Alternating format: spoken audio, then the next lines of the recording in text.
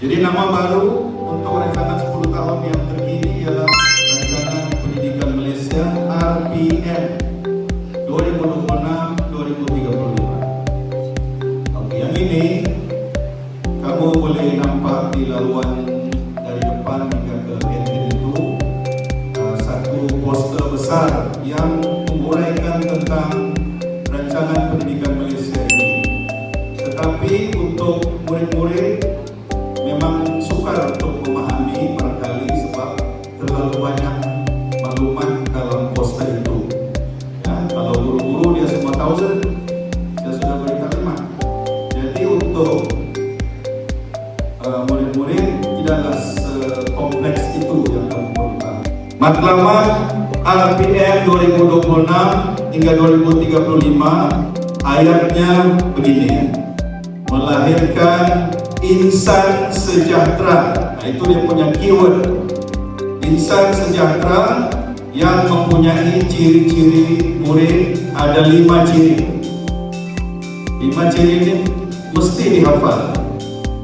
Pertama ialah beradab. Senang diingat. Pertama adab. Adab dahulu baru ilmu yang kedua beradab, berilmu. So boleh hafal 2 saja. Yang ketiga, kalau sudah ada adab, ada ilmu, kamu juga berkemahiran. Insya Allah kamu akan ada kemahiran. Yang keempat, ciri seterusnya kamu mesti mempunyai daya tahan, berdaya tahan, ataupun dalam bahasa Inggrisnya resilient. Resilient, ya. Tapi kalau yang sebut resilient, sebut berdaya tahan. Dan yang kelima, apabila kamu beradab sudah, berilmu sudah, berkemahiran sudah, dan sudah berdaya tahan, kelima kamu mesti berkeyakinan. Berkeyakinan. Oke? Daripada banyak-banyak perkara tadi itu, saya nak sentuh untuk murid-murid ialah sasaran wajib capai RPM 2026-2035. Oke. Ada perkara yang mesti kita capai, seluruh negara mesti capai. Apa dia? Yang pertama, murid mencapai sekurang-kurangnya grade C. Grade C sekurang-kurangnya. B dan A itu alhamdulillah kamu coba. Bagi keempat mata pelajaran yaitu sebut bahasa Melayu, bahasa Inggris, matematik, dan sejarah. Keempat subjek ini tak kira kamu tingkatan 1, 2, 3, 4, 5, paling kurang C. Jadi maksudnya bila diletakkan standar C, apa perubahan yang perlu dibuat? Cara guru mengajar, cara kamu belajar kena ubah. Tak boleh macam sebelum ini. Oke? Sasaran wajib capai yang kedua, semua murid mencapai tahap sosio-emosi, sejahtera, dan adab yang baik. Ini hari-hari disebut. Sepatutnya kita mudah paham dan tidak ada masalah. Ya. Yang ketiga, semua murid mencapai tahap kompetensi digital pada tahap intermediate dan ke atas, yaitu merujuk kepada digital kompetensi score. Ini di bawah nanti guru-guru ICT, Cikgu Beksi dan rekan-rekannya untuk mengendalikan DCS ini. Jadi daripada situ kamu punya tahap mesti intermediate ke atas, bukan yang bawah. Oke? Kita usahakan sama-sama. Yang keempat, ini memang kamu kena tengok betul.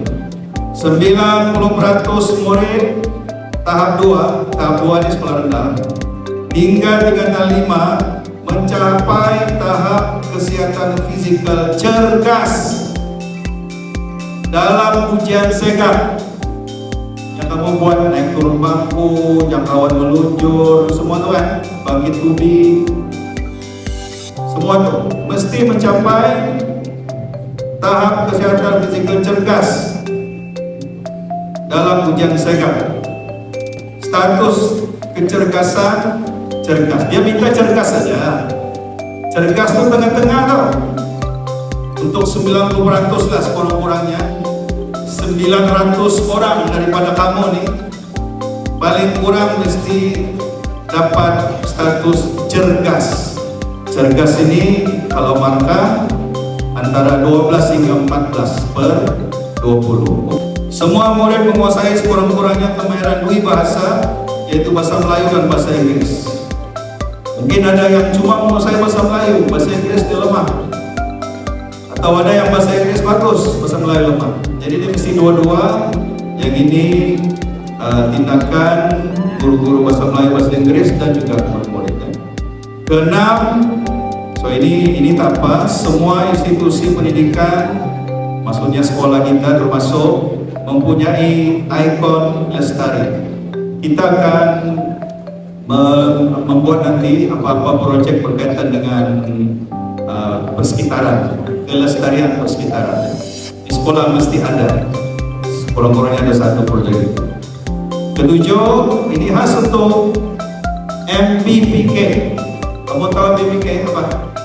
Murid berkeperluan pendidikan khas yang di sana di ujung sepanjang. Mereka ini pun termasuk dalam sasaran wajib capai Kementerian Pendidikan, yaitu semua MBPK, semua murid berkeperluan khas mencapai tahap potensi mengikut keupayaan masing-masing. Masuk. 8. Malaysia mencapai skor purata yang setara dengan standar pentaksiran antarabangsa. Pentaksiran antarabangsa, TIMSS dan PISA antaranya. Dan yang ke-9, semua murid menguasai kemahiran berfikir secara kritis dan kreatif. Ini sedang berlangsung dan akan diperkasakan, ya, melalui kebat dan sebagainya.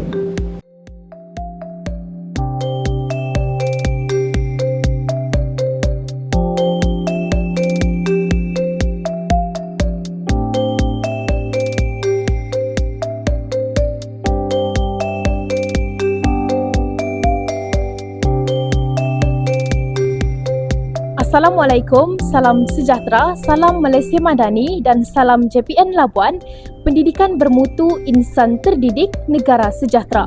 Kembali lagi bersama saya Nur Rashidah di Pantai Explore Production.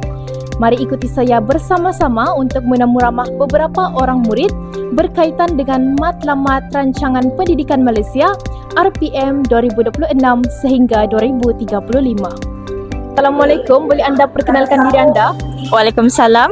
Nama saya Putri Balkis Delis binti Nursaidi. Saya daripada kelas 4 UUM. Baiklah, saya ada soalan.